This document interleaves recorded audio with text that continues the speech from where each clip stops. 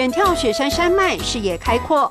这里是苗栗卓兰的柑橘园，得天独厚的丘陵地，临近鲤鱼潭水库集水区，是块丰饶之地。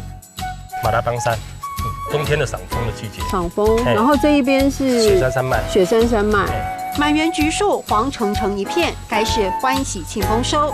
但日益严重的病虫害，却让果园面临前所未有的危机。像那棵树就正常。哦，这棵就觉得好，是不是？对，这棵就不正常了。你看它叶绿素就知道了。苦无对策啊，像我们整片也是啊，很多是黄调都是有问题的。然后黄调它即使它没有量产了，它就没有产量了。栗枯病堪称果树之癌，让卓兰的柑橘种植面积从2000多公顷锐减至600多公顷，连农业专家都束手无策。眼见产量大不如前，一大箱柑橘产地价却只有400元，果见商农得自力救济。我们橘子现在有参加那种生产履历认证的，把市场区隔起来。